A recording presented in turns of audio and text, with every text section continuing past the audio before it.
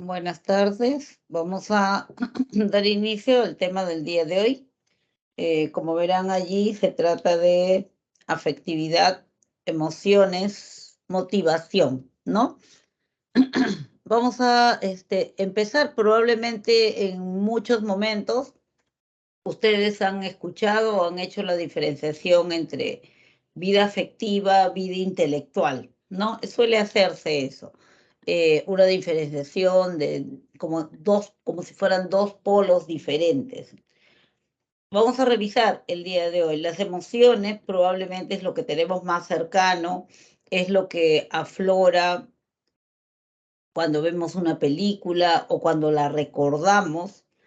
Y la pregunta es, ¿y por qué aparecen las emociones? ¿Y cómo aparecen las emociones?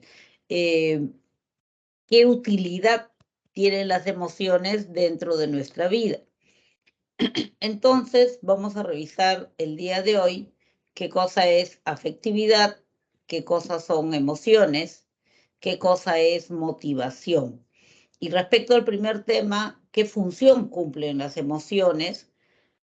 ¿Qué componentes tiene? ¿Cuál es la base biológica?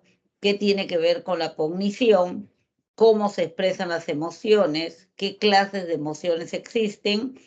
Y cuánta relación tienen realmente con el bienestar personal. Respecto a motivación, vamos a verlo desde el punto de vista de un proceso. ¿Por qué se le llama un proceso motivacional? ¿Qué clases de motivaciones existen? ¿Qué clases de necesidades existen? ¿Y quién es Abraham Maslow y a qué se refiere con su jerarquía de necesidades, conocida más probablemente como la pirámide de necesidades de Maslow? Vamos a revisar entonces primero el concepto general. Cuando hablamos de afectividad, hablamos de una, un conjunto de reacciones que tienen dos características principales. Por un lado, tiene una valoración, un valor, una valencia, parece algo agradable o desagradable, te orienta hacia el acercarte al estímulo que lo produce o alejarte de él. En ese sentido, decimos que la afectividad tiene una valencia, tiene un valor. Y por otro lado, otra característica importante también es que tiene un grado de intensidad. Quiere decir que las expresiones afectivas pueden ser muy tenues, casi no darse cuenta, o pueden ser muy intensas. ¿Ya? Entonces, estas dos características son importantes para poder diferenciar a qué nos referimos con manifestaciones afectivas. Hay 4 manifestaciones afectivas que son las más importantes: la emoción, el sentimiento, el estado de ánimo y la pasión. ¿A qué nos referimos con la emoción? Término que probablemente han escuchado muchas veces, ¿no? Cuando hablamos de emoción, hablamos de un estado afectivo que es repentino, que aparece de pronto y que es muy intenso, pero de corta duración. O sea, dura tanto como el estímulo y tiene muchísima intensidad.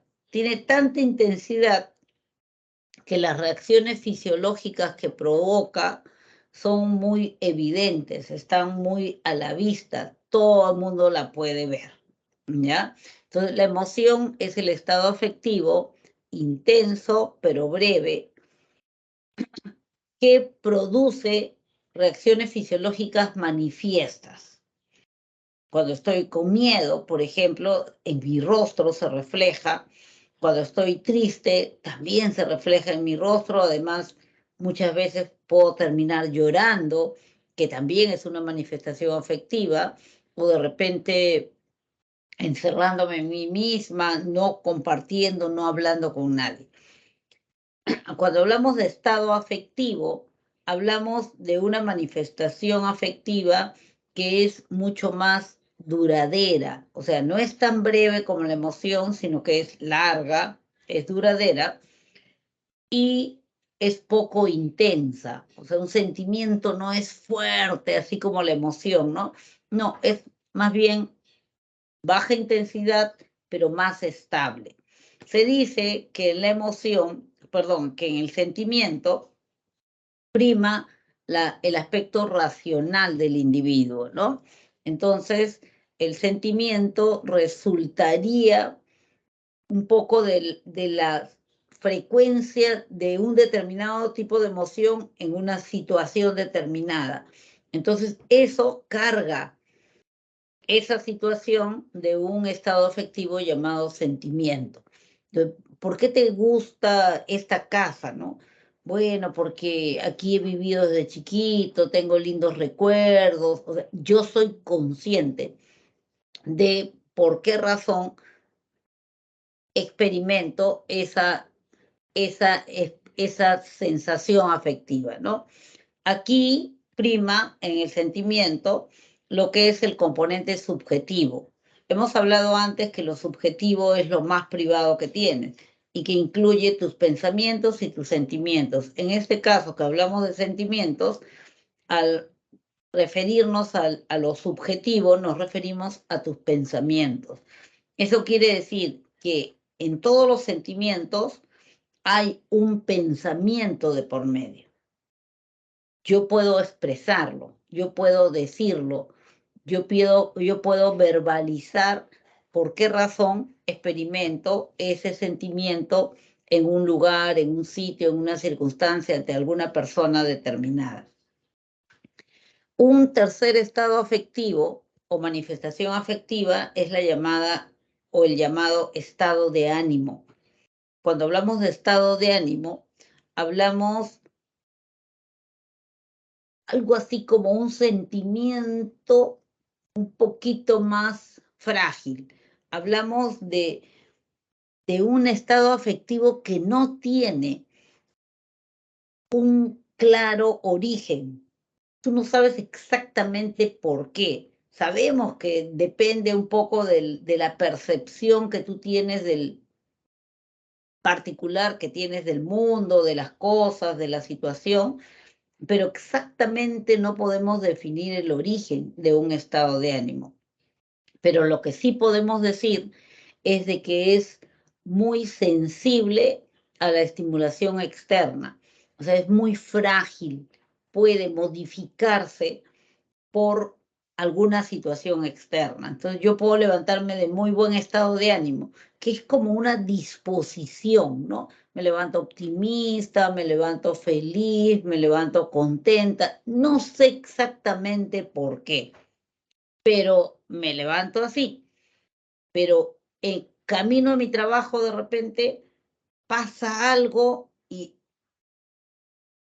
cambia mi estado de ánimo, ¿no? Me crucé con una persona que me trae malos recuerdos y entonces ya cambió mi estado de ánimo. Ya, entonces a eso me refiero cuando digo que es muy frágil a los estímulos externos. O sea, puede modificarse. O me puedo levantar al revés, ¿no? Deprimida, así, toda sin ánimo, caída, ¿no? Me levanto así, estoy un poco desmotivada, pero arreglando mis cosas encuentro una foto, de repente de un paseo o de una salida. Entonces la miro y como que se hacen presente una serie de recuerdos que me alegraron el día. Y es una expresión que solemos escuchar, ¿no? Me alegraste el día. Ya, me hiciste el día. También, a veces lo dicen así, pero se refiere a que le cambió el estado de ánimo. El estado de ánimo es algo bajo, es como una disposición, agradable o desagradable. Y por último tenemos la pasión. La pasión se refiere a algo así como una emoción muy larga, o sea, a una manifestación afectiva que es muy intensa, pero de larga duración, pero que dura bastante, ¿ya? Eso es una pasión. Y fíjense, si es como una emoción larga, entonces, ojo, estoy diciendo que las emociones causan alteraciones fisiológicas manifiestas, visibles, ¿no es cierto? Si la pasión es como una emoción de mucha duración, entonces esas alteraciones orgánicas se van a mantener durante mucho tiempo. Por lo tanto, pueden dañar la salud física del individuo. Ese cuidado hay que tener con las pasiones, porque si yo estoy en alerta, en situación de alerta, ¿no? Permanentemente, obviamente eso puede dañar o interferir en mi digestión, interferir en mi descanso. Y entonces no voy a dormir bien. Entonces voy a tener problemas al momento de digerir. Desayuno, almuerzo, como, pero como estoy así en alerta, ¿no? Todo mi organismo está distraído en tenerme preparado para la situación que debe enfrentar, que no es real, supongamos. Entonces, mi digestión es mala. Mi digestión es con poco oxígeno, poca glucosa, poca energía, poco todo. Estos son los 4 estados afectivos fundamentales, pero vamos a estudiar solamente la emoción.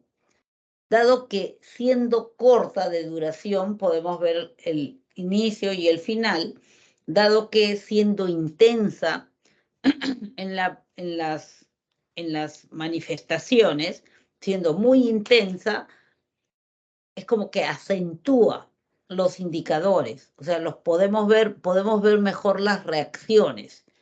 ¿Por qué? Porque es con intensidad, no es tenue. Y puede darnos luces sobre lo que son sus componentes también. Entonces, por esos motivos, se estudia generalmente la emoción. Y empecemos por verificar cuáles son las funciones que cumple la emoción. ¿Para qué funciones cumple? Básicamente se han identificado, vamos a estudiar las emociones de aquí en adelante, se han identificado 3 funciones que cumplen las emociones. Primera función, adaptativa. ¿Qué quiere decir eso? Que la emoción te sirve para que tú te adaptes a la situación, para que tú te adaptes al contexto, te adaptes a las circunstancias. ¿Ya? Entonces las emociones cumplen una función adaptativa. Y tenemos una imagen que nos puede ayudar. Vamos a suponer, el hombre estaba limpiando la piscina y de pronto aparece ese tigre. Y el hombre inmediatamente, sin pensarlo, se tira al agua o salta de repente de un extremo de la piscina al otro. No sabemos ahí exactamente cuál será su destino, pero hizo algo. Entonces, ¿gracias a qué pudo emitir esa conducta? Gracias a la emoción. O sea, la emoción le permitió mostrar un comportamiento que sea adecuado a la circunstancia. Esa era una situación de peligro. ¿Cuál era el comportamiento adecuado? La huida. Entonces lo que hizo fue huir. Entonces, gracias a las emociones, tú puedes adaptarte a la situación. Y eso significa no que te quedas ahí amansando al tigre, no, sino que tú reaccionas, gracias a las emociones, reaccionas o accionas de tal manera que preserves tu vida, de tal manera que puedas seguir sobreviviendo, que puedas adecuarte a la situación. Lo más adecuado en esa situación era huir y por eso el sujeto huyó. Otra de las funciones que cumplen las emociones es la función motivacional. Con eso se refiere a que las emociones te van a servir como motivación. Si yo estoy bien entusiasmada con algo, eso va a ser mi empuje para que yo llegue hasta la meta. Eso va a ser lo que me mantiene en la actividad. Me caigo, me vuelvo a levantar y me mantengo en la actividad porque estoy motivado para alcanzar mi meta. ¿Y qué te motivó? La emoción que siento de poder llegar a ser tal persona. de poder lograr o conseguir este trofeo, etc. Entonces, las emociones sirven como factor motivacional. Y en tercer lugar, la función que cumplen las emociones también es una función social, dada por el compartir lo que uno está experimentando. O sea, cumplen una emoción social porque te permiten compartir la emoción con otra persona. Y eso te da posibilidad de salir adelante. Y eso te da la posibilidad de amainar un poco la emoción que estás experimentando o simplemente compartirla, ¿no? Entonces, 3 funciones básicas se reconocen a las emociones. Una función adaptativa, gracias a las emociones tú te adaptas a la situación, reaccionas de una manera determinada para estar bien, para sentirte lo mejor posible. También cumple una función motivacional porque te sirve de acicate, de motor, de empuje para lograr metas. Y cumple una función social porque te permite compartir la emoción. Y aquel dicho, creo que bastante conocido, de una, eh, una emoción compartida pesa menos, ¿no? Comparte tu emoción para que no cargues tanto, es real, pues. O sea, se refieren a la función social. Cuando tú compartes una emoción, cualquiera sea de ella, agradable, desagradable, ya te vas liberando de la carga. O sea, ya no eres tú sola la que lo experimentas, sino ahora lo compartiste.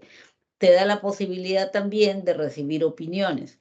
Te da la posibilidad también de recibir comentarios, sea para su entendimiento, sea para solucionar problemas, sea para simplemente pasarla mejor.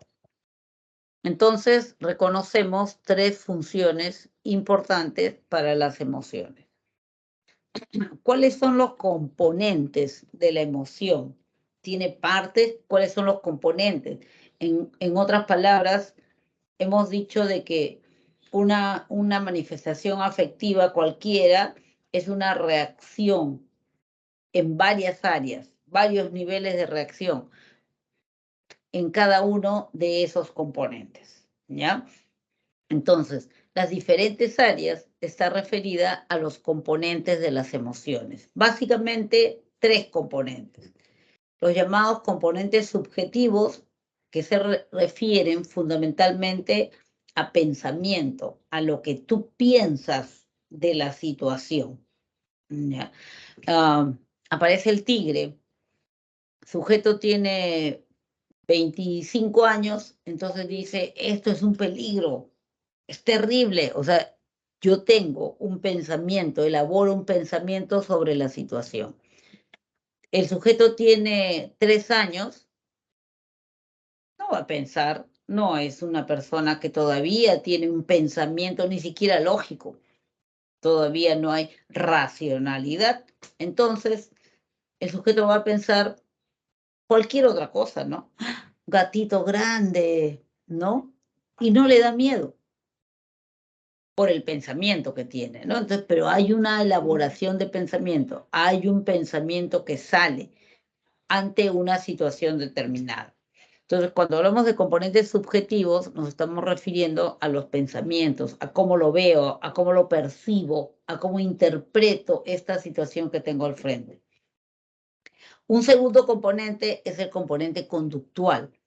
Componente conductual se refiere básicamente a 2 cosas. Por un lado, la reacción, la acción que tú realizas, y por otro lado, a la expresión facial. La expresión facial se considera parte del componente conductual, es parte de los cambios que tú realizas ante una emoción determinada.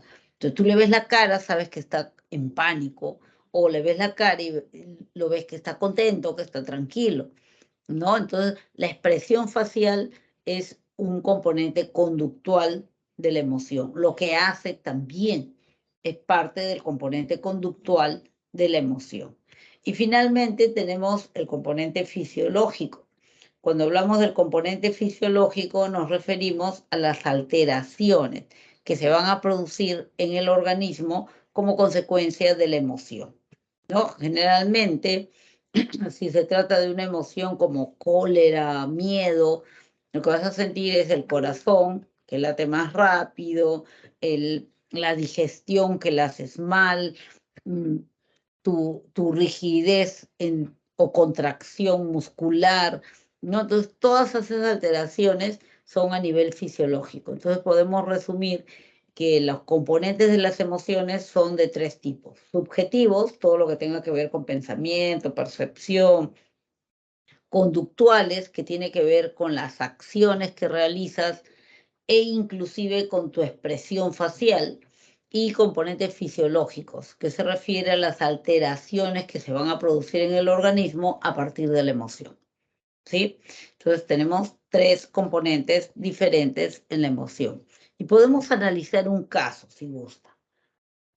Vamos a suponer que los mandaron a comprar. Ustedes insistieron, querían ir a comprar algo. Pero la mamá les dice, está bien, vas a ir, pero llévate a tu hermanito. Pero mamá, ¿cómo me voy a llevar a mi hermanito? Voy a ir a ver tal celulares, qué sé yo. Decide, ¿quieres salir? Lleva a tu hermano, que necesita también salir, tomar aire, tomar sol. O no vas y te quedas. Ya pues, ya pasa el hermano, te vas a comprar, a mirar la feria y comprar de repente.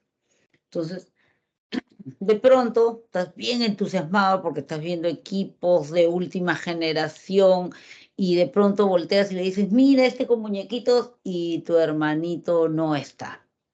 Se te perdió tu hermanito. Empiezas a mirar así con disimulo, porque qué vergüenza que me estén mirando, ¿no? Entonces, con disimulo lo llamas, Paquito, Paco, Paco, ¿no? Con disimulo también, pero van pasando los minutos. Van pasando los minutos y tú no lo ves. Entonces ya te vas desesperando. Entonces, buscas al administrador de la feria, le dices, por favor, puede perifonear, se ha perdido mi hermano, tiene 4 años, es así, asá, está vestido de esta manera, etc. Y aparecen pensamientos. ¿Y si se lo robaron? ¿Y si aquí hay, hacen trata de niños? Si de repente ya no está aquí. Eso es el componente subjetivo. Si alguien ingresa en este momento y te mira el rostro, se va a dar cuenta que estás así en shock, que estás asustado, que estás en pánico. Ese es el componente conductual. Vas de puesto en puesto llamando, Paco, Paco, Paquito, ya puedes, sal, no seas así, no, no me voy a molestar, no estoy molesta. Eso es el componente conductual, lo que haces, lo que dices, lo que te mueves y la expresión de tu rostro. Y mientras tanto, tu organismo empezó a funcionar de manera alterada, como no funciona todos los días, sino de una manera diferente. Tu corazón está a punto de salirse de tu pecho, ¿no? Estás transpirando, las piernas las sientes rígidas, pesadas. Si alguien te tomara la presión, seguramente estaría la presión alta. Esas son esos son indicadores del componente fisiológico. Entonces, en cualquier emoción pueden encontrar reacciones a nivel subjetivo, a nivel conductual y a nivel fisiológico. Inclusive, el quedarse así estático es parte del componente conductual. Lo que haces o no haces, y el rostro, la expresión facial, es el componente conductual. ¿Ya? A ver, ¿cuál es la base biológica de las emociones? Hay dos niveles, dos estructuras, digamos así, que están involucradas. Por un lado, la corteza prefrontal, porque sabemos que en la corteza prefrontal, o sea, en la parte prefrontal del lóbulo frontal, derecho e izquierdo, se procesa todo lo que llamamos actividades superiores. Se procesa, por ejemplo, pensamientos, la moral, los juicios, las reglas, las normas, control emocional, o sea, todo lo que llamamos actividades superiores se procesan a nivel prefrontal. Entonces, el primer cambio, alteración que se va a producir es a ese nivel. O sea, la corteza frontal o la corteza, el córtex prefrontal, si quieren ser más específicos, lo que va a hacer es evaluar. Esto es peligroso, esto es una emergencia, se perdió el hermanito, ¿no? Entonces, y como resultado de eso, de esa evaluación, va a presionar ahí porque mantiene la corteza cerebral, aunque sea un nervio con todos y cada una de las estructuras del sistema nervioso, al hipotálamo. Va a activar al hipotálamo, que es parte del sistema límbico. Entonces, la otra estructura estaría dado por los órganos del sistema límbico. Como saben, cuando es un sistema, todas las estructuras funcionan coordinadamente. Entonces, pasa eso, pues. El córtex prefrontal activa el hipotálamo. Y el hipotálamo lo que hace es lo que ustedes ya saben. Activa a su vez al sistema nervioso autónomo, ¿no? Entonces, peligro, esto es un peligro, esto es un riesgo, esto es una emergencia. Inmediatamente presiona y activa el sistema nervioso autónomo, rama simpática, el corazón empieza a latir más rápido. ¿Por qué? Porque esa es la función. La rama simpática, ¿para qué sirve? Sirve para que enfrentes peligros o huyas de ellos. Activa la respuesta de emergencia. La respuesta de emergencia es, ¿enfrentas o huyes? No sé qué vas a decidir, pero yo te voy a preparar para cualquiera de las dos.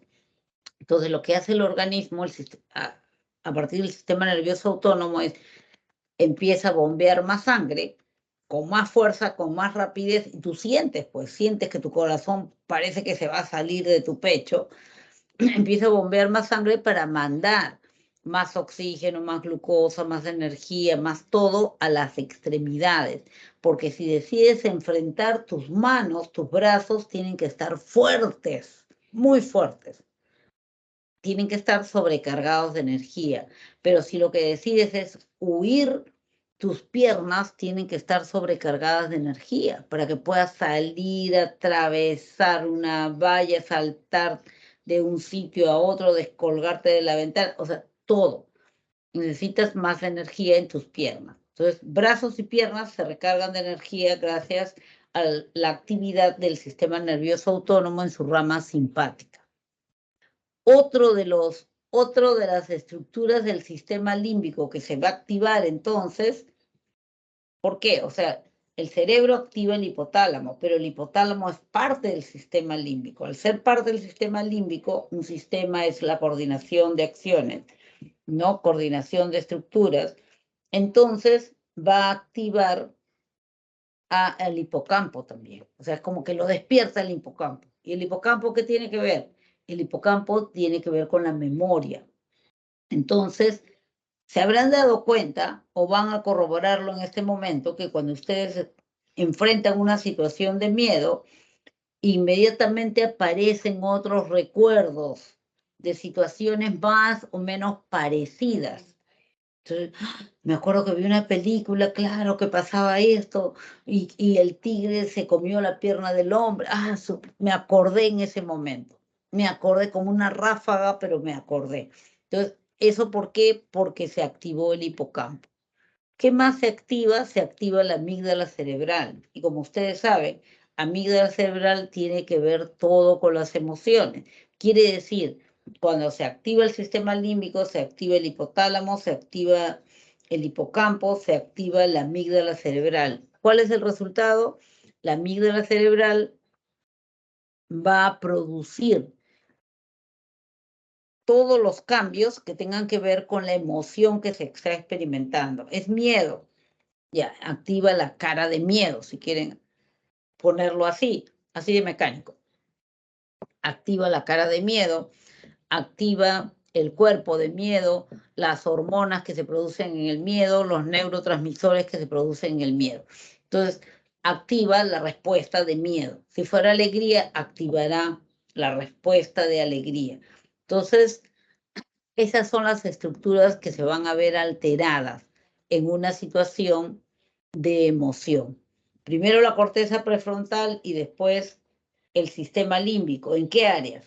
Primerito, el hipotálamo, luego el hipocampo y la amígdala cerebral.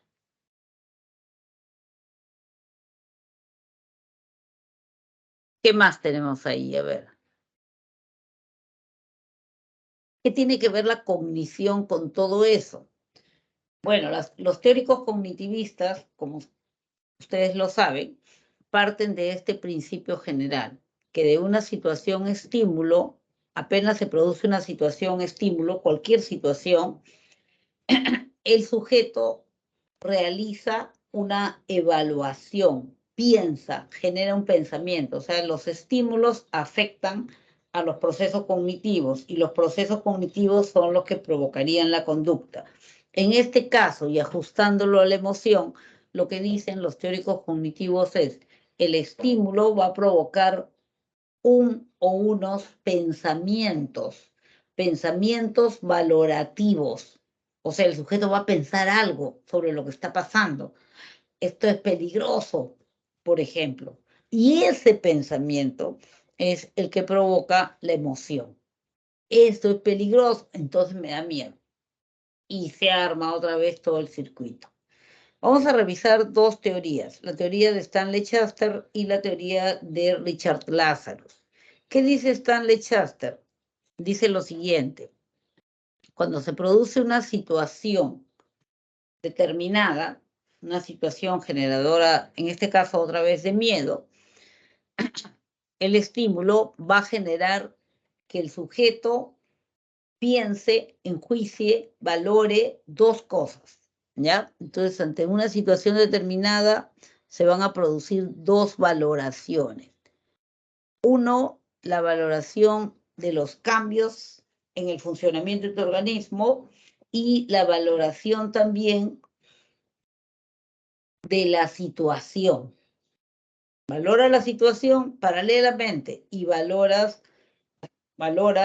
lo que son las alteraciones que estás experimentando en tu organismo. Entonces, aparece un hombre enmascarado, ¿no? Con su pasamontañas y un revólver en la mano.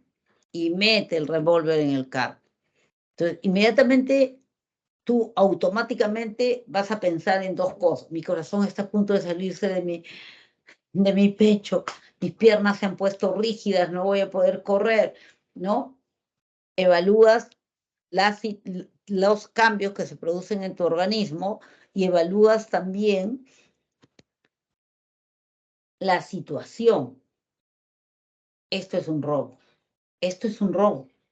¿no? Entonces, evaluaste la situación, mi corazón está a punto de salir de mi boca.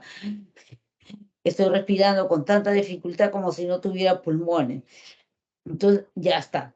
Evalúo los cambios en el funcionamiento de mi organismo y evalúo también la situación.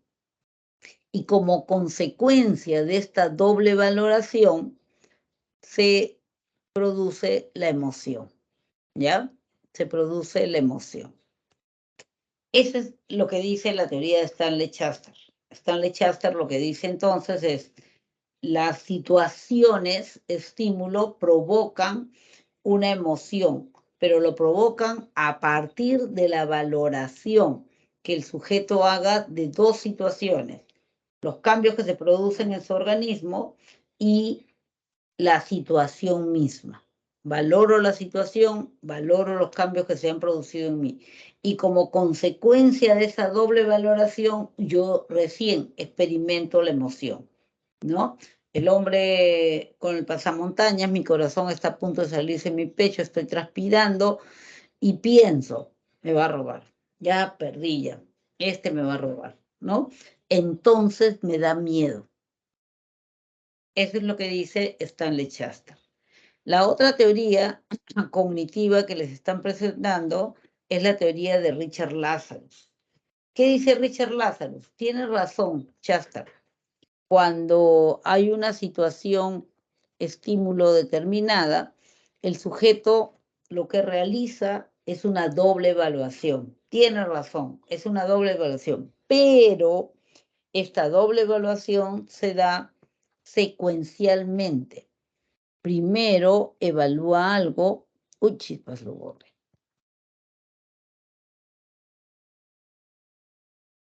Primero va a evaluar la situación en sí, evalúa la situación, ¿no?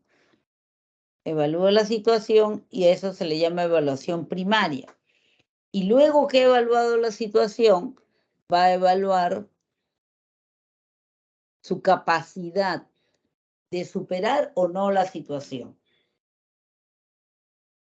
Yo puedo salir adelante, puedo vencer ese reto, y de acuerdo a esta segunda evaluación es que el sujeto va a experimentar una emoción determinada. Entonces, para Richard Lazarus, esa es la secuencia. De acuerdo, hay una doble evaluación, de acuerdo con Shasta. Pero, diferencia, la evaluación que el sujeto hace es secuencial. Primero una, después otra. Entonces, vamos a poner o vamos a revisar este ejemplo feo que les han puesto. Entonces, yo digo, el estímulo, el comunicado de San Marcos. Entonces veo el comunicado y digo, uy, hay examen de admisión, ya hay que inscribirse, ya está. Y hago mi primera evaluación. ¿Esta situación es complicada o no? ¿Esta situación es difícil o no? ¿Me beneficia o me perjudica? Entonces vamos a suponer que la respuesta a mi primera evaluación es la siguiente. Este es el examen más difícil del mundo, ¿ya? Como dice ahí en la imagen. Entonces, esa es mi primera evaluación. La primera evaluación es de la situación. Evalúo la situación. Es mala, porque es el examen más difícil del mundo. Entonces hago la segunda evaluación. La segunda evaluación es sobre mi persona, sobre si yo tengo las herramientas, los recursos necesarios para superar esa situación o no. Entonces yo me pregunto, ¿y yo puedo pasar el examen? ¿Puedo conseguir una nota suficiente como para poder ingresar? Y de esa segunda evaluación dependerá mi emoción. No, no puedo. No puedo. Además tengo varios temas que no los domino todavía. Entonces, ya, me he hecho a llorar. Siento tristeza, pena por mí mismo, etcétera, etcétera. ¿Ya? Entonces, ¿qué sería si yo cambio las evaluaciones? ¿Esta situación es peligrosa o no? Entonces, vamos a suponer que yo diga, sí, es el examen de admisión, es una situación difícil. Es una situación difícil, pero fíjense, he cambiado. Ya no he dicho más difícil del mundo. Digo simplemente, es una situación difícil, pero no es imposible. O sea, me dejo una puertecita abierta para poder salir por ahí. Es una situación difícil. Sí, es una situación difícil. Segunda evaluación. ¿Y yo puedo afrontar eso? Claro que sí. Además, últimamente ya no tengo cursos débiles. Y he estudiado, acá están todos mis resúmenes que he hecho. Entonces, no pasa nada. Si yo me respondo, sí, puedo afrontar la situación, no hay problema, no pasa nada y sigo adelante. Pero si mi respuesta es, no, no voy a poder, me falta todo eso, no he estudiado, ni siquiera le he dado una mirada, encima se me están olvidando las cosas últimamente, no lo voy a hacer. Entonces me aterrorizo o me lleno de miedo o de tristeza, empiezo a llorar. ¿Se dan cuenta? Este esquemita de Richard Lazarus es importante que ustedes lo adopten como una costumbre para revisar cada vez que experimenten, por ejemplo, una perturbación emocional, algo como que, ay, desazón, tensión, ¿no?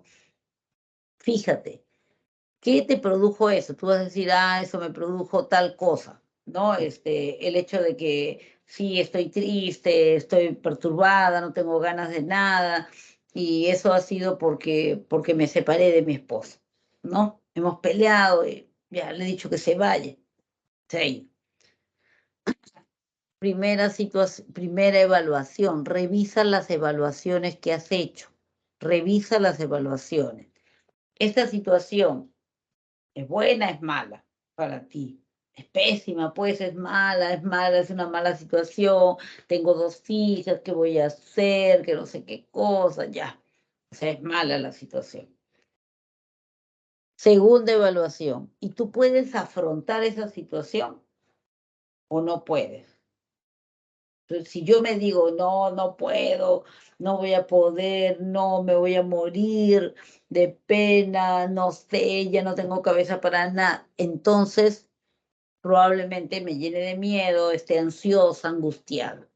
Pero si yo me digo, sí, porque estoy yendo a terapia y tengo el apoyo que me está dando, ya le conté a la psicóloga todo y hemos establecido un plan para poder fortalecerme, etc. Sí, lo puedo afrontar. Entonces, ya está, no hay la emoción. O en todo caso, la emoción es de tranquilidad, ¿no? Entonces, muchas veces, cuando experimentamos así perturbaciones emocionales y revisamos un esquema como este, vemos de que he fallado al evaluar la situación. A veces fallo al evaluar la situación. A veces me equivoco al evaluar la situación. Y a veces mi evaluación inclusive puede ser irracional. Me doy cuenta que es una evaluación irracional cuando uso palabras absolutas, ¿ya? No, esto es terrible, esta situación es de vida o muerte, es de vida o muerte, ¿no? Y no es así, o sea, tomamos las cosas de manera exagerada, tremendista, ¿no? Sí, es el examen, sí, la situación es terrible porque, no, no, no, no, no, es una catástrofe, ¿no? Entonces estoy utilizando palabras demasiado grandes, demasiado absolutas. O a veces la falla está en la evaluación secundaria, ¿no? Sí, es una situación difícil. No la más difícil del mundo, obviamente, solamente difícil. Ojo, ya cambió. Por el solo cambiar el rótulo, ya es bastante. Le borro esto del mundo. Es una situación difícil, nada más. El examen es difícil. Ya está. Segunda pregunta. ¿Y tú puedes afrontarlo? Si yo me digo sí, entonces no voy a experimentar miedo. Si me digo no, claro, miedo o tristeza, según el caso, ¿no? Entonces, a veces yo fallo en esto. Tengo los recursos, pero no los veo o los minusvaloro, ¿no? Yo digo, no, no voy a poder. ¿Por qué no vas a poder? Es que no, es que no hay que ser un genio para ingresar a la universidad. Oye, la persona que ingresó a la universidad el ciclo pasado y el antepasado y el anterior y el anterior tenía la misma cantidad de neuronas que tú. ¿Y no vas a poder tú? ¿Por qué no vas a poder tú? No, es que seguramente tenía mejor método de estudio, yo no sé cómo estudiar. Bueno, entonces busca ayuda, ¿no? Entonces deja de lamentarte y busca ayuda. Entonces, pero puede suceder la falla aquí. Sí estoy preparado y sin embargo me estoy angustiando. ¿Por qué? ¿Estás preparado? Sí, estoy preparado. He hecho todo esto. Todos estos resúmenes los he hecho. Y tengo esos libros que ya los he leído y que ya he sacado de ahí la mejor información, la que más me ayuda, etcétera, etcétera. ¿Ya? Entonces, adoptar ese esquema como una rutina para ir evaluándome es bueno. No te digo que siempre vas a poder solucionar los problemas emocionales que tengan con ese esquema. A veces no, pues ¿por qué? Porque existen mecanismos que en algunas ocasiones nos llevan a esconder, ¿no? O simplemente engañarnos a nosotros mismos, ¿no? Y no querer aceptar que estamos pensando una cosa u otra, ¿no? Pero te puede ayudar. Creo que en muchos casos sí te puede ayudar. A ver, ya sabemos entonces esas dos teorías que nos dicen sobre las emociones. Ahora, ese tema de las emociones ha sido tan atractivo para tanto investigador, tanto estudioso, que se ha estudiado desde hace muchísimo tiempo. Tan es así que Charles Darwin tiene un libro dedicado a las emociones. Él escribe la naturaleza de las emociones en los hombres y en los animales. En ese libro, como ustedes saben, Darwin se basaba más que nada en observaciones y evidencias fenomenológicas. Entonces, en ese libro él anota algunas coincidencias que encontró entre la expresión de las emociones en los chimpancés y en los seres humanos, entre algunas coincidencias que encontró también entre la expresión de las emociones en América, en Europa, en Asia, en la India. Entonces, todo eso lo llevó a concluir que las emociones tienen una naturaleza innata, que las emociones son producto de la evolución de la especie, ¿no? Entonces, algunas de sus evidencias son las siguientes. Gracias a las emociones, el sujeto puede sobrevivir. Y sí, hemos visto que cumplen las emociones una función adaptativa, ¿no es cierto? Que le permiten salir del paso, que le dan como una pista, una señal para que pueda salir del lugar o pueda quedarse. A ver, estoy en un lugar donde me siento bien, me siento acogida, me siento confiada, me quedo, formo mi familia, preservo mi especie. Estoy en otro lugar donde me siento amenazada, en peligro, entonces me alejo del lugar y preservo mi vida. Entonces, sirvió, dice Darwin, para la supervivencia del individuo, para preservar su especie, para preservar su vida. Además, dice, existe una coincidencia, universalidad en el lenguaje facial y corporal, en la expresión facial y corporal de algunas emociones. Por ejemplo, dice, el chimpancé cuando está feliz grita, salta, de rama en rama, exterioriza la emoción. El ser humano cuando está feliz también exterioriza la emoción, no saltará de rama en rama, pero la grita, la saca, la comparte. El chimpancé cuando está triste se encierra en sí mismo. La chimpancé acaba de tener cría, murió su cría. ¿Qué hace? Se va a la esquina de la jaula, se da vuelta y no se mueve por horas. Esto es, te está dando la espalda y no está comiendo, no mueve un músculo. El ser humano está triste, perdió a su pareja. ¿Qué hace? Se encierra en su cuarto y no quiere hablar con nadie.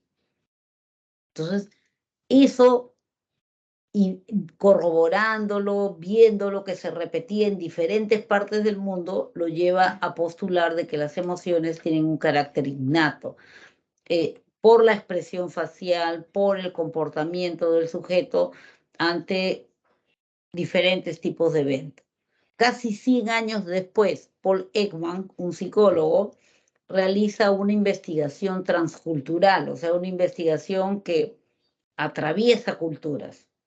Ahora, febrero, estas 2 semanas, voy a estudiar y voy a pedir a mis colegas de diferentes países del mundo que me envíen fotografías sobre la forma como expresan diferentes emociones las personas de su lugar.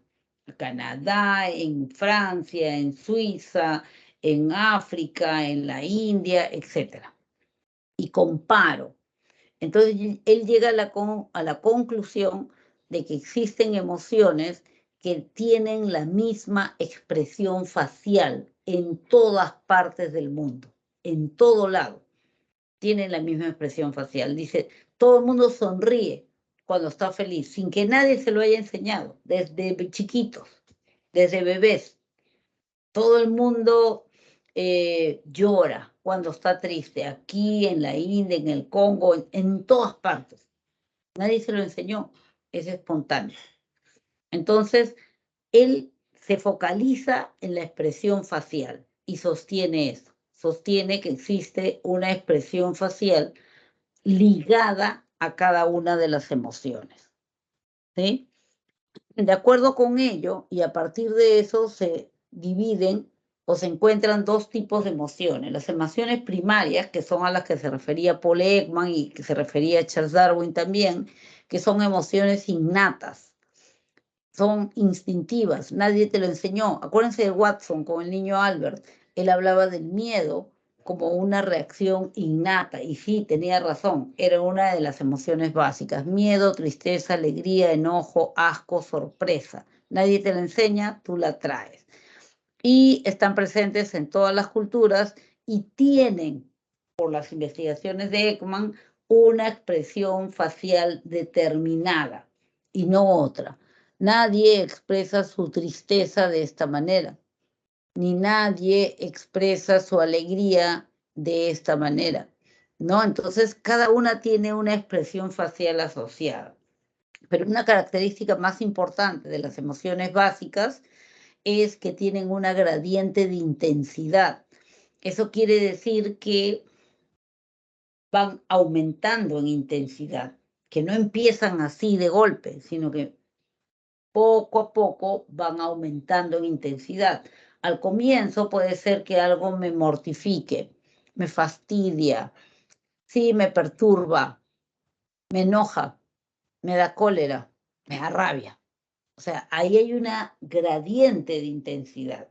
Y esa gradiente de intensidad que se repite en todas las emociones básicas es importantísima, porque gracias a la gradiente de intensidad tú puedes aprender a controlar tus emociones. ¿Qué significa controlar las emociones?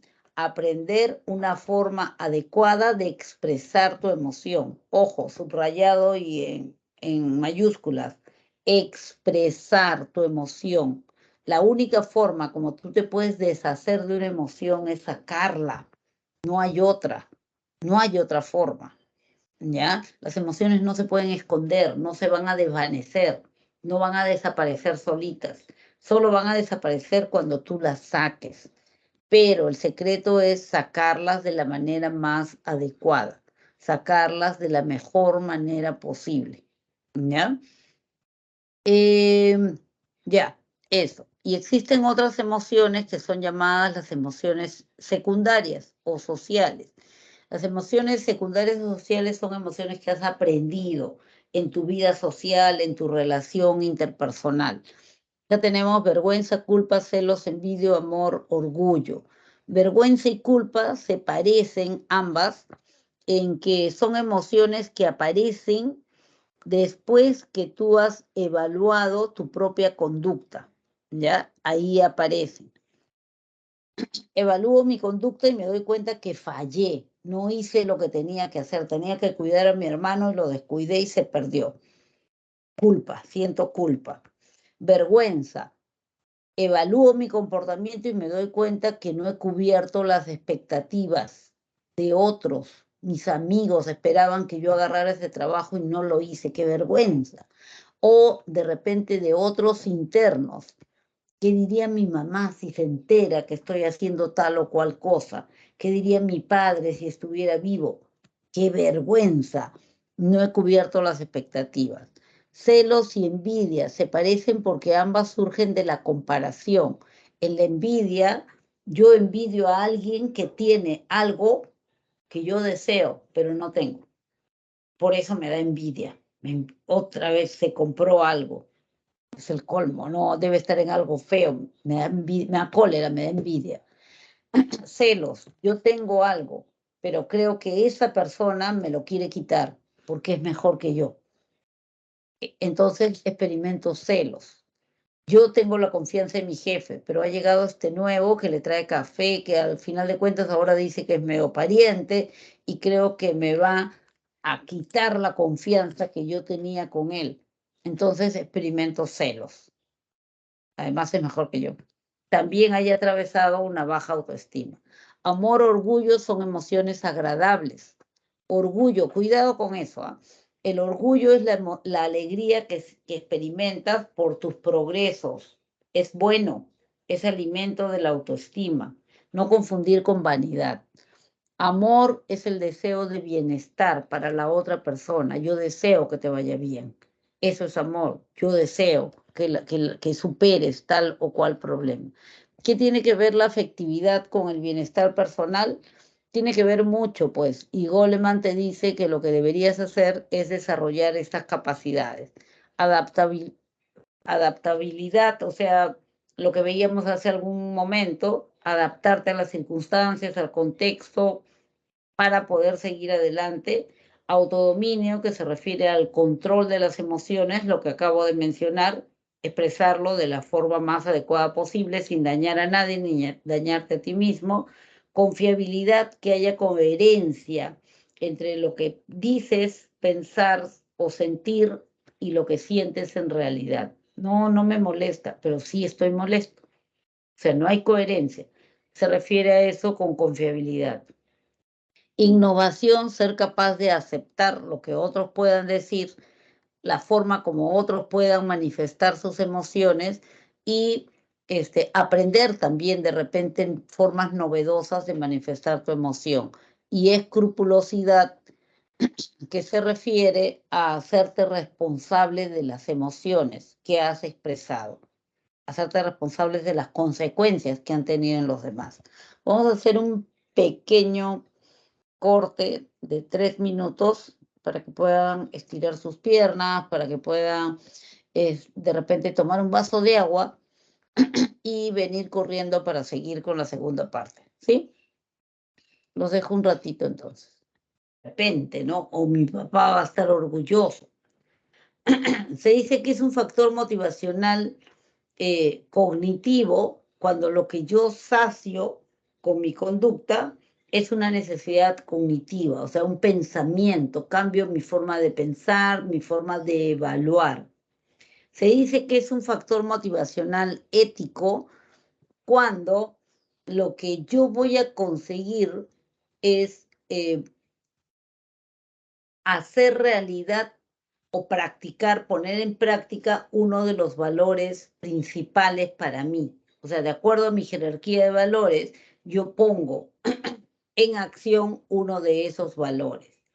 Y finalmente se dice que es un factor motivacional de tipo afectivo cuando lo que me mueve a actuar es justamente una emoción o una relación afectiva, mantener una relación afectiva. Le doy de comer a mi hermanito por amor, por el amor que le tengo, ¿no? Por ejemplo, ¿cómo me doy cuenta que alguien muestra una conducta motivada? Eso es importante, porque yo puedo equivocarme. O sea, yo puedo ver a dos personas que actúan de una manera determinada y puedo pensar que están motivados y de repente no es que están motivados, de repente tienen una rutina que a mí me parece que es una rutina motivada, ¿no? Empujada por un motivo, pero no es simplemente su rutina, ¿no? Entonces, hay 4 indicadores de la motivación. En primer lugar, que probablemente todo el mundo conoce, es la persistencia. Una conducta motivada es una conducta persistente. Quiero conseguir un número de teléfono. Pregunto a uno, nada. Pregunto al otro, nada. Pregunto a un familiar, nada. Y sigo buscando y voy a seguir buscando y voy a seguir buscando cómo contactarme con esa persona. Entonces, una conducta motivada es una conducta persistente. No lo consigo, me caigo, me levanto y vuelvo a intentar. Y vuelvo a intentar y vuelvo a intentar. Otra característica o indicador de la conducta motivada es el esfuerzo. ¿Qué significa esto? que el sujeto va a poner un plus de energía en la acción, va a hacer algo más. Sí, está bien motivado para el ingreso, ha traído libros, se va a la biblioteca, se queda ahí hasta tarde, sí, sí, sí, yo lo veo bien motivado, ¿no? Se está esforzando. Otra característica o indicador de la conducta motivada es la inmediatez. El sujeto hace las cosas inmediatamente. Y aquí hay que tener cuidado, porque cuando hablamos de inmediatez, hay que tener en cuenta que los seres humanos nos adscribimos a ciertas reglas, a ciertas normas. Y eso hace muchas veces de que la inmediatez no se note, ¿no? Pero apenas puedo, lo hago, ¿ya? Y finalmente la elección. La conducta que eliges es la conducta que te acerca más a tu meta. Vamos a poner un ejemplo. Tengo hambre. Ya, tengo hambre. Entonces, voy y busco comida, ya, más interesante todavía. Tengo hambre, ya. Voy a buscar, ¿qué voy a hacer? Voy a hacer algo que me lleve a encontrar comida, ¿no es cierto? Voy a buscar comida. El comportamiento que voy a elegir va a ser el que me acerque más a mi meta, comer. ¿Cuándo lo voy a exhibir? Apenas pueda. Apenas pueda, ¿ya? Ojo, esto es importante porque, vamos a ver, estoy dictando clases, tengo hambre. El alumno que está uno de los alumnos que está en la primera fila está comiendo una empanada. Con mucho disimulo, pero ahí he visto que lo ha puesto sobre su tablero y va partiendo por pedacito y disimuladamente se lo mete a la boca, ¿cierto? Pero ya me di cuenta que es una empanada, a pesar que esté cubierta. Entonces, tengo hambre. Voy, agarro la empanada y me la como. No, ¿no es cierto? No lo voy a hacer. ¿Por qué? Porque soy docente, porque yo soy el adulto, él es el joven. Tres, porque no debo agarrar cosas ajenas, ¿no? Porque se vería horrible, pues, y todo el mundo hablaría, el profesor, la profesora se comió su refrigerio de tal fulano. No, de hecho no lo voy a hacer. Pero que voy a buscar comida apenas pueda. Apenas termine la clase, voy al kiosco y compro, ¿ya? Entonces vamos a suponer, voy al kiosco a comprar, pero no hay cambio. No hay cambio, le estoy dando un billete de 50 soles, no tiene cambio. Y no me quiere vender de otra manera. No puede. Salgo al heladero, no tengo cambio. Ya no tiene cambio. Al señor que vende las golosinas y voy a seguir insistiendo. ¿Se dan cuenta? Insisto, insisto, persevero, porque tengo hambre, pues, ¿no? Y me esfuerzo en conseguirlo. O sea, pongo un plus de energía porque estoy caminando más también, ¿no? Estoy perseverando, sí, pero me esfuerzo en ser amable, en no molestarme y hasta conseguir mi objetivo, que en este caso sería cualquier cosa que sirva para comer, para aplacar mi hambre. Entonces, estas cuatro características son importantes, tenerlas claras, porque es lo que me va a distinguir, me va a ayudar a identificar cuando un comportamiento está motivado y cuando no. Y decía hace un rato, ¿no? Puede ser que yo encuentre o yo vea a dos muchachos que se levantan a las 4 de la mañana, leen, estudian un poco, luego se van a estudiar, regresan, almuerzan, se duchan, descansan 10 minutos y siguen estudiando. Y digo, está bien motivado tu hijito. Entonces de repente me dice, no, pero se levanta a las 4 de la mañana. Siempre lo he hecho, desde el colegio. Está acostumbrado a levantarse a las 4 de la mañana, estudiar y luego seguir su periplo. Pero si de repente yo le digo, oye, está bien motivado tu hijito, no, sí. Imagínate que él, cuando estaba en el colegio, se despertaba 7:30, con la justa llegaba al colegio. Ahora se levanta a las 4 de la mañana. O sea, hay un esfuerzo, hay un plus de energía, ¿ya?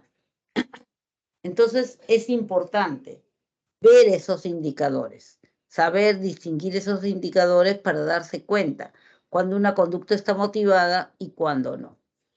La motivación se puede estudiar como un proceso. Cuando hablamos de proceso, hablamos de una secuencia de eventos. En este caso, la secuencia es de a 3. Lo primero que se da es el estado motivacional, o sea, la situación, carencia, necesidad o meta que va a provocar la conducta motivada. La conducta motivada tiene esas 4 características que hemos señalado: persistencia, elección de conducta, ¿cómo será? Persistencia, elección de conducta. A ver, no retrocedemos. Elección, esfuerzo. Entonces tiene esas 4 características, ya está. Además, la conducta motivada tiene una dirección, tiene un rumbo, una ruta hacia dónde va. ¿Hacia dónde va? A conseguir el estado de satisfacción, ¿ya? O sea, la conducta va a seguir motivada hasta que el sujeto encuentre la satisfacción. Ahí tienen 2 ejemplos. Está caminando, tiene mucha sed, su conducta motivada es beber líquido. Encuentra una botella de agua y se la termina, ¿no? Y la satisfacción la encuentra cuando terminó y ya ve saciada su sed. También puede deberse la conducta motivada a una meta que se ha propuesto. Y aquí tenemos, por ejemplo, a la atleta conocida, ¿no? En los últimos Juegos Panamericanos, ya, ella es la atleta. Entonces, ella tiene una meta, ella quiere ser campeona. Su conducta motivada es entrenar. Entrena, participa, gana la medalla. Ahí consiguió la satisfacción a todo su esfuerzo. Entonces, cuando hablamos de motivación en sentido de proceso motivacional, siempre vamos a encontrar estos 3 niveles, estos 3 momentos, estas 3 etapas. La primera etapa es la situación o estado motivacional, la segunda es la conducta motivada y la tercera es el estado de satisfacción. Pero ya les había mencionado que la mayoría de veces se trata de una necesidad. Las necesidades pueden ser fisiológicas, que probablemente sean las más comunes, y las psicológicas. Más que comunes, más conocidas, y necesidades psicológicas. ¿A qué llamamos necesidades fisiológicas? Aquellas que provocan una alteración en el funcionamiento del organismo. Aquí llamamos necesidades psicológicas aquellas que provocan una perturbación en tu estado emocional. Las necesidades fisiológicas pueden ser reguladoras o no reguladoras. Decimos que son reguladoras cuando son vitales. Si no las satisfaces, tu vida puede estar en riesgo. Hambre, sed, sueño. En cambio, las necesidades fisiológicas no reguladoras, si bien es cierto, provocan una alteración en el funcionamiento de tu organismo, no te vas a morir si no las satisfaces. Ahí tenemos la motivación sexual, la conducta materna, la curiosidad. Hay quienes dicen también que las respuestas agresivas, la necesidad de contacto físico, etc. En cuanto a las necesidades psicológicas, también podemos hacer una división: necesidades psicológicas personales y necesidades psicológicas sociales. Las necesidades psicológicas personales no requieren de otras personas para poder satisfacerlas. No requiere, no necesita a otros para sentirse satisfecho. En cambio, las necesidades psicológicas sociales, sí necesita a otras personas, al grupo social, para poder satisfacerlas, ¿ya? También tenemos 3. Vamos a verlas en su momento. Vamos a las necesidades fisiológicas primero. Tenemos necesidades fisiológicas reguladoras y no reguladoras. Cuando hablamos de necesidades fisiológicas reguladoras, nos referimos, como decía hace un momento, a aquellas necesidades vitales: hambre, sed, sueño. ¿Alguien puede morir de hambre? Claro que sí. Se llama muerte por inanición. ¿Y alguien puede morir de sed? También. Y se llama muerte por deshidratación. Ah, claro, ¿no? Cuando están con diarrea o cuando están vomitando, sí. ¿Alguien puede morir de sueño? Ah, si yo muero de sueño cuando no duermo bien. No, eso es una forma de hablar que no es exacta. El sueño es la necesidad de dormir. ¿Alguien puede morir por esto? Sí, alguien puede morir. Lo que sucede es que generalmente el propio organismo busca un momento para satisfacer la necesidad, aunque sea por un breve tiempo, aunque sea por un ratito. Se llaman raptos de sueño.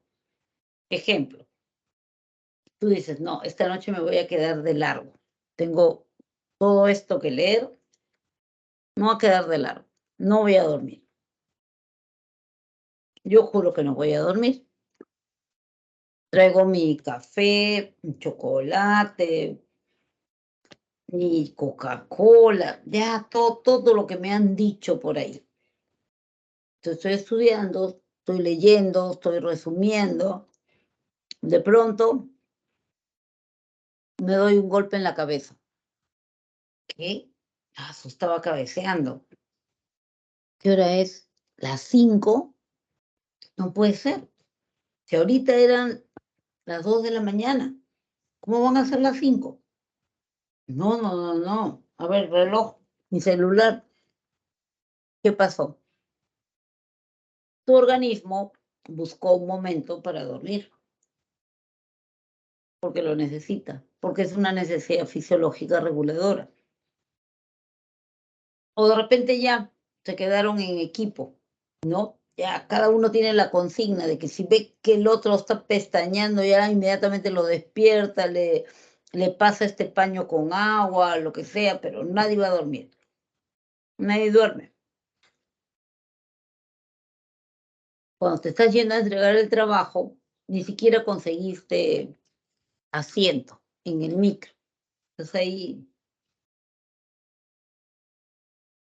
cada cabeceada es un rapto de sueño, ¿ya? Durante una de las guerras mundiales, esa fue una forma de tortura. Los alemanes querían, pues, que hablaran, ¿no? Que dijeran dónde están los aliados, etcétera. Pero, sin embargo, lo único que consiguieron, al no dejar dormir nada a estos presos, es que perdieran la lucidez.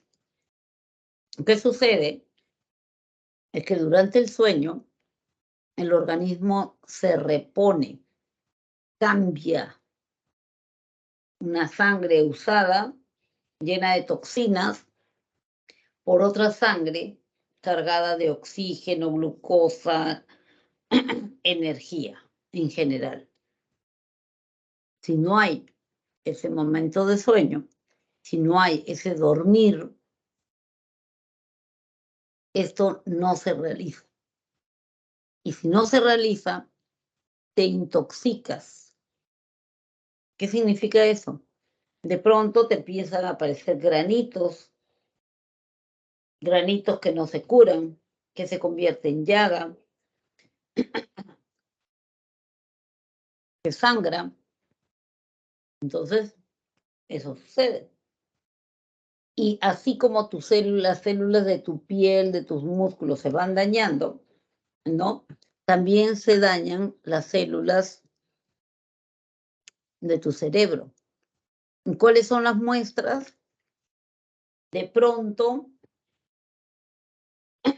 el sujeto pierde la memoria, de pronto pierde lucidez, de pronto ya tiene dificultades para hablar. Entonces va dañando diferentes zonas de la corteza cerebral. Finalmente va a terminar muriendo, sí, finalmente va a terminar muriendo. En cambio, las necesidades fisiológicas no reguladoras son necesidades que, si bien es cierto, alteran el funcionamiento del organismo, no te vas a morir. No te vas a morir. Por ejemplo, la motivación sexual, y pusieron ahí una mamá con un bebé. La conducta materna, la agresión, la curiosidad, etc. ¿Te vas a morir por no tener relaciones sexuales? No. Pero tengo 17 años, no pasa nada. ¿Te vas a morir por no ser madre? No. Pero si alguien piensa que sí, entonces le va a mantener la alteración en el funcionamiento de su organismo. Entonces pónganse a pensar, esas necesidades fisiológicas no reguladoras no son necesidades vitales, pero sí están vinculadas muy estrechamente a todo lo que es tu sistema ideacional, a las ideas que tú tienes, a los pensamientos que tú tienes. Si tú dices, pero Dios me ha hecho mujer para tener hijos, y ahora el médico me sale con que no puedo. Entonces, estoy fallada, soy una falla. Dios me ha castigado. Soy una vergüenza para la familia. Soy una vergüenza para mi género. Entonces, si yo pienso todo eso, obviamente yo sola me voy a alterar. O sea, yo sola voy a decirle a mi cerebro, emergencia, estado de peligro, y va a activar mi sistema nervioso simpático con todas las alteraciones que hemos conversado hace un rato. Entonces, estas necesidades fisiológicas no reguladoras están muy estrechamente ligadas con lo que es el sistema de ideas que tú manejas. ¿Mm? Y eso sería lo que provoca la alteración en el funcionamiento del organismo. Vamos a las necesidades psicológicas. Las necesidades psicológicas, si no son satisfechas, el sujeto experimenta angustia, tensión, ansiedad. Dije que había necesidades psicológicas personales y necesidades psicológicas sociales. Vamos a las personales. 3 necesidades psicológicas personales: competencia, determinación, sociabilidad. ¿Qué significa necesidad de competencia?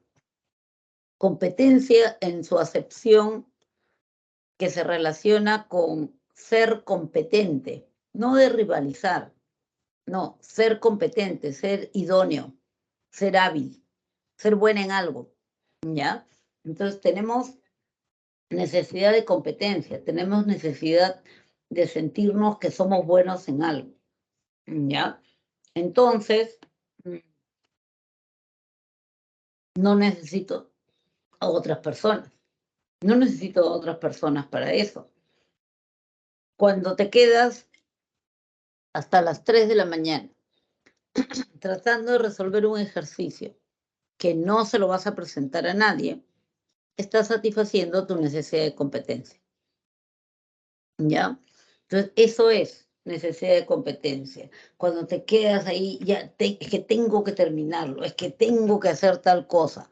Eso es necesidad de competencia. Necesito demostrarme a mí misma que soy idónea, que soy buena, que soy apta para algo, ¿no? que soy capaz de hacer cosas. Otra necesidad psicológica personal es la llamada necesidad de determinación. Pudiera ser que lo encuentren en algún texto como traducido como autodeterminación.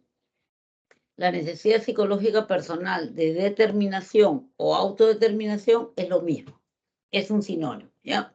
Y se refiere a la necesidad de tomar tus decisiones por ti mismo, para ti mismo. De tomar mis decisiones por mí misma, para mí misma. Eso es la necesidad de determinación, necesidad de tener autonomía, de ser mi propia causa para muchas cosas. ¿Necesitas a otras personas? No. Cuando un adolescente o cuando un puber discute con su familia por en qué momento hace las cosas, está peleando por su necesidad de determinación. Ya mamá, yo ya sé en qué momento voy a arreglar mi cuarto, pero de una vez hazlo. Sí, sí, deja que me organice, yo voy a ver cuál es el mejor momento.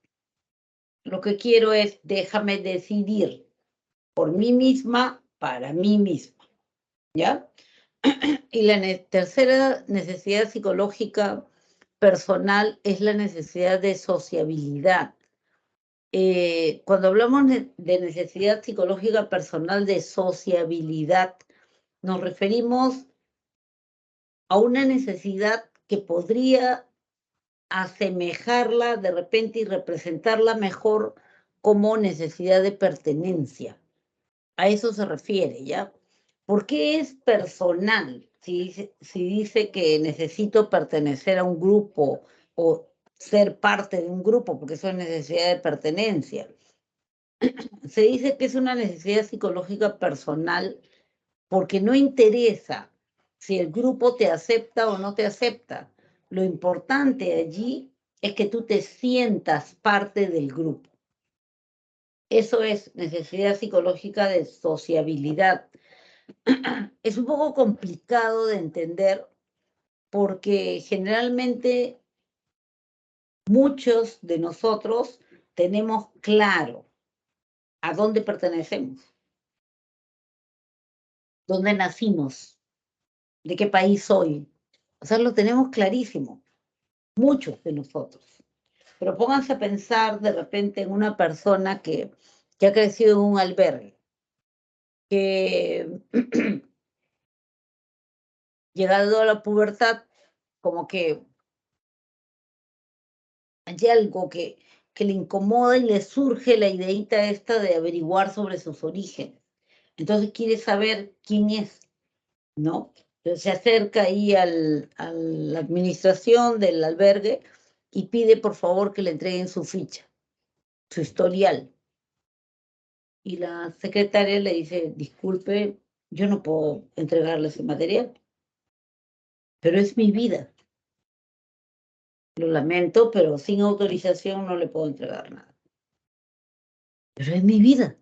Quiero saber, o sea, nací acá, nací fuera del país, me trajeron, me encontraron en la calle. ¿Cuál es mi apellido verdadero? ¿Quiénes son mis padres? No los voy a buscar, no importa si no me quieren, pero quiero saber quiénes son. Eso es necesidad de sociabilidad, ¿ya? En la época de la pandemia, cuando supongamos que una persona se quedó sola o solo, ya vivía en un cuarto y ya pandemia, prohibido, toque de queda, no sale, no interactúa con nadie. Pero en las tardes abre su ventana con mascarilla, careta facial y todo lo demás y está ahí, mirando a la gente que pasa, a la gente de su barrio que pasa por ahí, por la cuadra. ¿Qué está satisfaciendo? La necesidad de pertenencia, la necesidad de sociabilidad. Sé que soy parte de este grupo. No interesa si el grupo me quiere o no me quiere, es lo de menos, pero soy parte de ese grupo, ¿ya? Eso es necesidad de sociabilidad. Pero existe otro grupo de necesidades llamadas psicológicas sociales. Las necesidades psicológicas sociales también son tres. Tenemos la necesidad de logro, la necesidad de poder y la necesidad de afiliación. ¿A qué se llama necesidad de logro? La necesidad de logro es la necesidad de ser exitosa, de ser exitoso en la vida. Es la necesidad de ser mejor que otros. Entonces, necesitas a los otros para que estén debajo tuyo. Necesito ingresar a la universidad, pero necesito ingresar en el tercio superior. Entonces necesito a los otros 2 tercios que estén debajo mío. Por eso es social. ¿Se dan cuenta? Hay ciertos indicadores que me pueden ayudar a identificar a una persona que tiene necesidad de logro. Por ejemplo, una persona con alta necesidad de logro busca relacionarse con personas que tienen un nivel mayor que él. Por ejemplo, acabo de ingresar a la universidad, estoy en primer ciclo, me llevo bien con todos, pero mis mejores amigos que he hecho en la universidad están en segundo y tercer año. Es la tendencia a relacionarme siempre con los que saben más, porque mi tendencia es estar siempre aprendiendo, siendo mejor. ¿Se dan cuenta? Entonces, esa es una característica importante. Además, siempre busca la excelencia, ¿no? Siempre busca sobresalir. Para sobresalir, el resto tiene que quedarse abajo. Otra necesidad psicológica social es la llamada necesidad psicológica social de poder. El poder se refiere al dominio sobre otros, al liderazgo. No tiene necesariamente que ser una necesidad mala.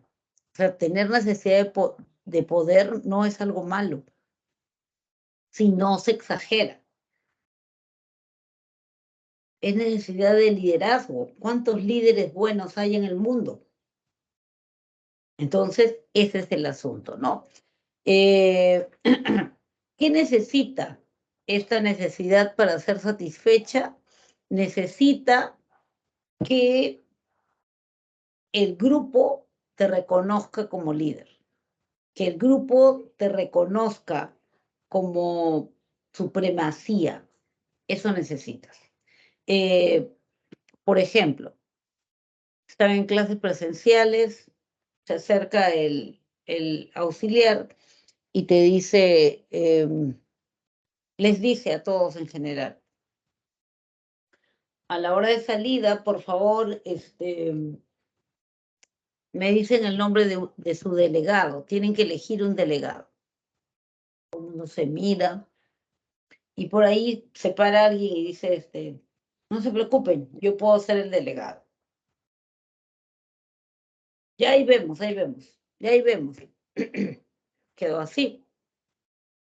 Pero antes que finalicen las clases del día, vuelve el auxiliar y pregunta, ¿eligieron delegado? Se para el muchacho que se ofreció y dice, sí, yo soy el delegado. ¿Satisfizo su necesidad de poder? No. Necesita el reconocimiento de los demás, el reconocimiento social. Entonces, pueden pasar dos cosas. Yo soy el delegado del aula. ¿Es su delegado? No, no, está loco, no le haga caso. No hemos elegido aún. Ya está, pues, hecho por tierra la satisfacción de su necesidad. Pero puede suceder también, de repente, que de repente sí lo aprueben, ¿no? Él es su delegado, sí, claro, sí, está bien, el que sea, ya está, obtuvo el reconocimiento social, la necesidad está satisfecha, ¿ya? Entonces, la necesidad de poder se refiere a eso, a la necesidad de dominar, suena feo, pero controlar, liderar a otras personas. Eso es necesidad de poder. No tiene que ser mala, salvo que lo exagere. Y luego, finalmente, tenemos la necesidad de afiliación. Afiliación viene de afiliarse. Me afilio a un club, me afilio a un partido político, etc. Entonces, ¿a qué se refiere la necesidad de afiliación? Es la necesidad de sentirse aceptado por el grupo. Ahora sí, no solamente quiero un grupo, quiero que el grupo me acepte, quiero que el grupo me valore, quiero que el grupo me considere parte importante de él. Entonces, eso es necesidad de afiliación, ¿ya? Eso es necesidad de afiliación. Repito, ninguna de las tres necesidades psicológicas sociales son malas o negativas por sí mismas. No, no son malas ni negativas tampoco en una pequeña dosis. Pero cuando esta necesidad es demasiada y patológicamente grande, entonces puede acarrear daños, ¿cierto? Por ejemplo, una persona que tenga tanta, pero tanta necesidad de logro que no le interesa pisotear al hermano, al cuñado, al esposo con tal de sobresalir. Eso es patológico. O una persona que con tal de que la gente se le someta, amenaza o contrata matones, porque si no me aceptan como líder, ellos se van a encargar de ustedes, ¿no?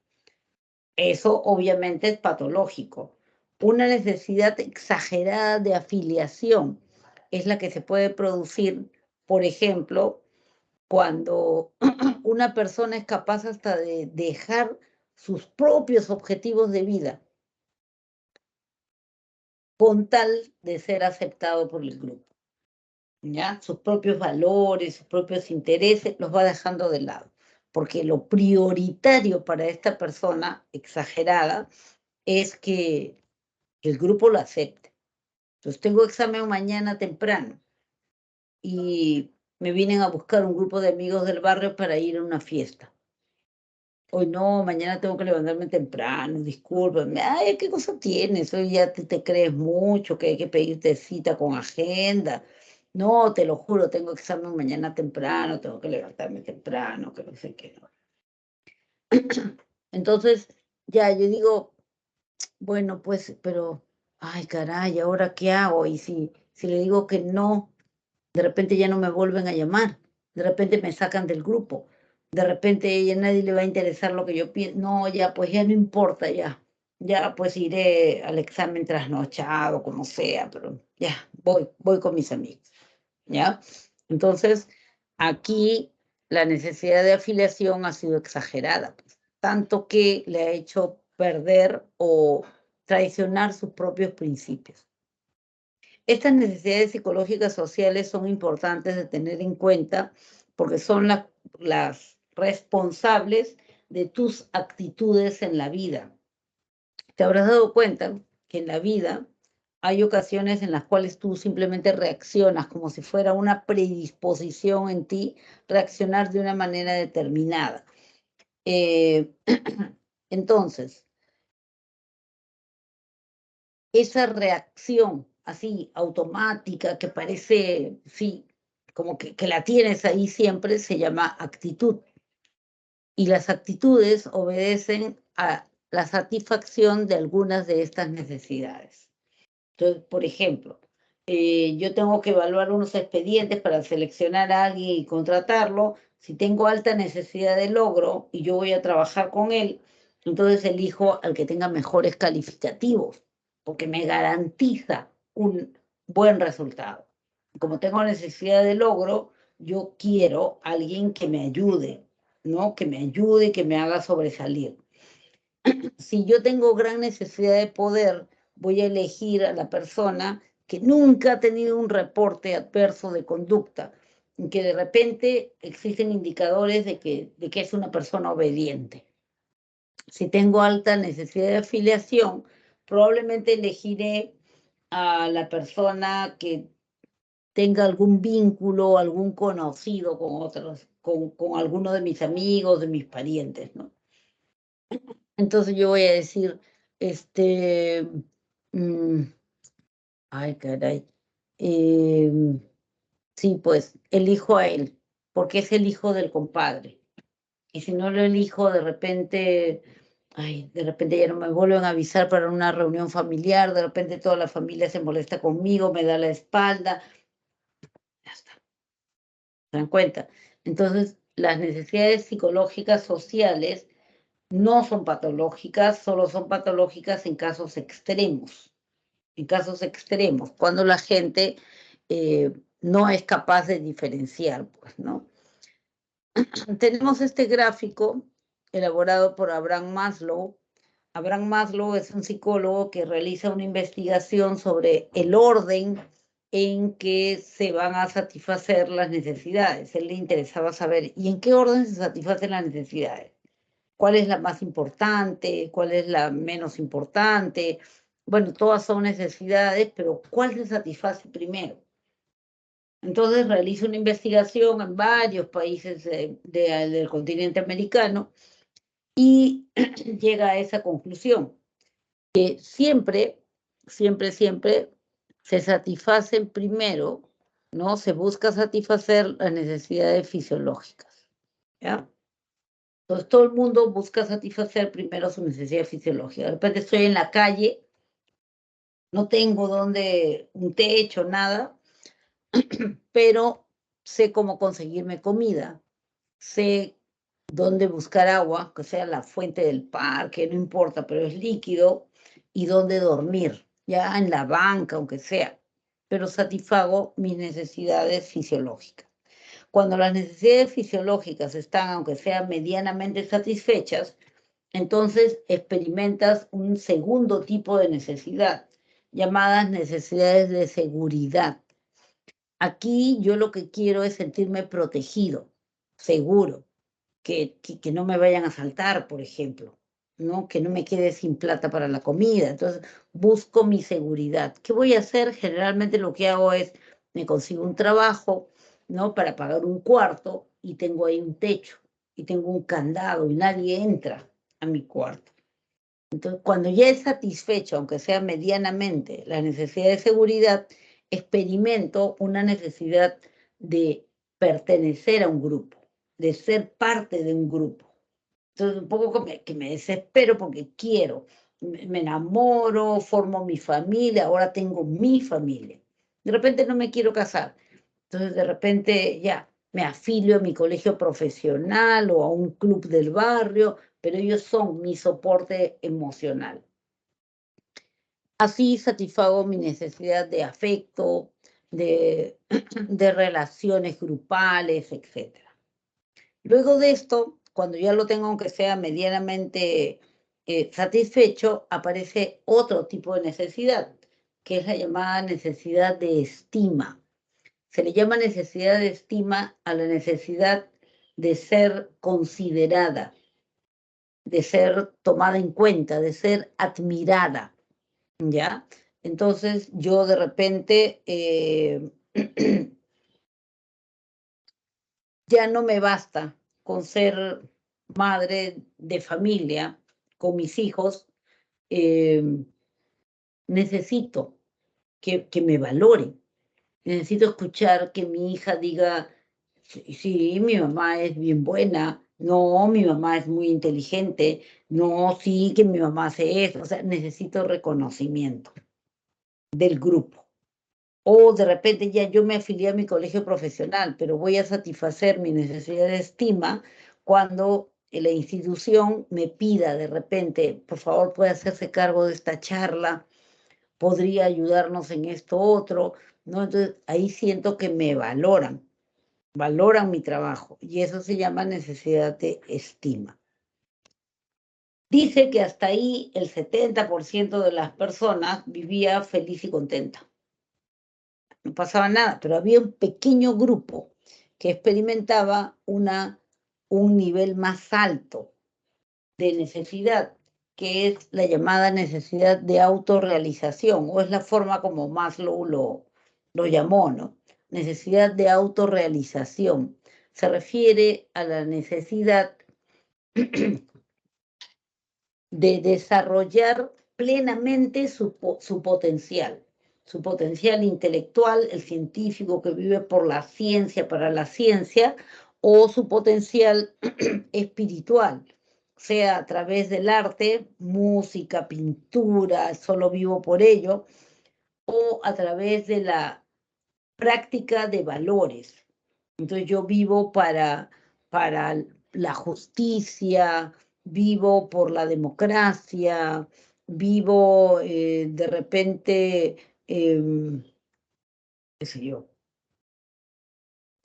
para sentirme pleno, para sentirme plena, para sentirme realizada, ¿ya? Entonces, ese pequeño sector estaba en esa dinámica de satisfacer esas necesidades denominadas de autorrealización. Finalmente, encontramos dos tipos de motivación. La motivación llamada intrínseca, y acá agárrense de los prefijos, intrínseca, intro dentro, y extrínseca, extra fuera. En la motivación intrínseca, el sujeto siente la satisfacción, el estado de satisfacción llega con la sola actividad misma. Estoy bien motivada para leer esos libros porque me encanta cómo escribe ese autor. ¿Ya? Entonces ahí hay una motivación intrínseca. El solo leer ya me está dando satisfacción. En cambio, en la motivación extrínseca, no. En la motivación extrínseca, el sujeto siente satisfacción por la consecuencia de su acción. Estoy bien motivada para leer esos libros porque cuando termine de leerlos tengo que hacer un comentario y me van a pagar $500. La consecuencia de mi acción es lo que me ha hecho sentir motivada. Bien, y hasta ahí. Hasta ahí el desarrollo del curso. Vamos a ver los ítems. Dice, dos amigos dialogan sobre la carrera de ingeniería civil a la que postularán. Mientras Javier refiere, yo deseo ser ingeniero porque así ganaré más dinero que mis hermanos. Andrea manifiesta, me entusiasma pensar que al estudiar la carrera disfrutaré mucho del aprendizaje que obtenga. Basándonos en la teoría de la autodeterminación, es correcto afirmar que Javier presenta una motivación denominada extrínseca, personal, interna, competencia intrínseca. En tanto que Andrea evidencia la motivación conocida como intrínseca, social, externa, autodeterminación, extrínseca. ¿Cuál sería para ustedes la respuesta correcta? La B, dice Carolina, ¿no? A ver, basándonos en la teoría de la autodeterminación, es correcto afirmar que Javier presenta una motivación denominada competencia, ¿no? Dice, él habla sobre la carrera y dice, deseo ser ingeniero, porque así ganaré más dinero que mis hermanos. Entonces, el Almendra y Darne dicen la A.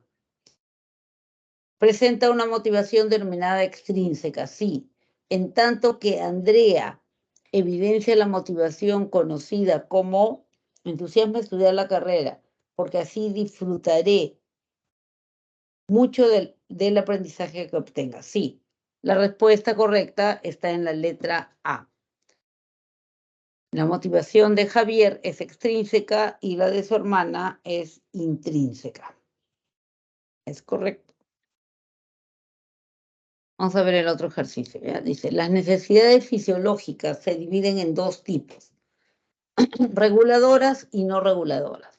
Identifique el valor de verdad de las siguientes afirmaciones relacionadas con las necesidades no reguladoras.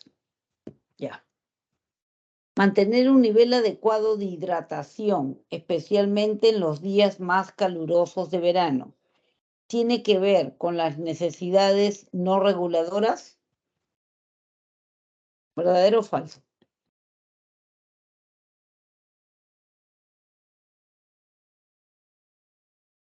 ¿Qué dicen?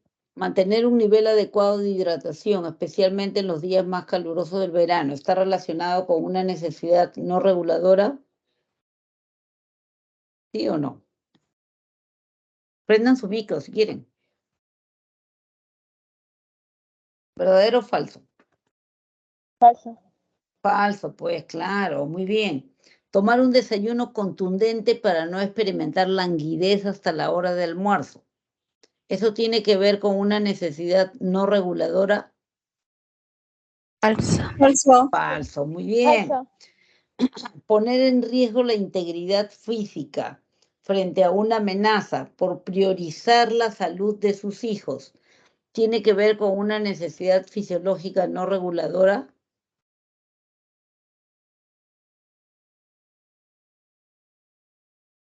Poner en riesgo la integridad, su propia integridad física frente a una amenaza por priorizar la salud de sus hijos, ¿tiene que ver con una necesidad fisiológica no reguladora? ¿Verdadero? Digo, eso, yo priorizo, pongo en riesgo mi integridad física frente a una amenaza por mis hijos, ¿tiene que ver con una necesidad fisiológica no reguladora? Falso. ¿Falso, seguro? ¿Verdadero? La señora, ¿Verdadero? en esa matanza que hubo en San Miguel, la abuela que envolvió con su cuerpo al nieto, puso en riesgo la integridad física frente a una amenaza por priorizar la salud de su nieto, en este caso. ¿Eso tiene que ver con una necesidad fisiológica no reguladora o con una necesidad reguladora? Verdadero, no reguladora. Ah, es verdadero, pues. Verdadero. Claro. ¿Cuál es la necesidad fisiológica no reguladora? Materno. La conducta materna. Entonces la respuesta es falso, falso, verdadero y está en la letra C. Vamos a ver la última. La es una emoción necesaria para poder asimilar decepciones y pérdidas que nos van presentando la vida. Esto se manifiesta claramente a nivel facial, es decir, un peruano, un coreano, un ruso, cualquiera, exterioriza igual, o sea, tiene la misma expresión facial, lo cual nos indicaría que hay una de lenguaje facial en la expresión emocional. ¿Cuál es la emoción que nos permite asimilar decepciones, pérdidas que se van presentando en la vida? Ira, sorpresa, tristeza. ¿Qué dice? Tristeza, bien. Entonces tenemos dos, universalidad o especificidad. Esta se mantiene claramente, se manifiesta a nivel facial. Un peruano, un coreano, un ruso exteriorizan por igual esta emoción, lo cual nos indicaría que hay una raya del lenguaje facial de la expresión emocional. ¿Cuál es? ¿Que hay universalidad o que hay especificidad? La C. La C, universalidad. Universalidad, correcto. La respuesta correcta está en la letra C. Bien. Y ahí nos vamos a quedar. Y aquí tienen la clave de respuestas de los ejercicios para que puedan utilizarlos al momento de corregir su práctica. Esa práctica debe ser rendida como si fuera un examen. Todavía tienen oportunidad de pedir atención en el servicio psicopedagógico si ustedes lo consideran necesario, si consideran que no están rindiendo a su 100%. sería todo por ahora. Muchísimas gracias por su atención. Y ya nos estaremos viendo la próxima semana. Que les vaya muy bien. Chao. Gracias, Miss. Cuídese. Cuídese también usted. Cuídese. Muchas gracias. Hasta luego. Chao.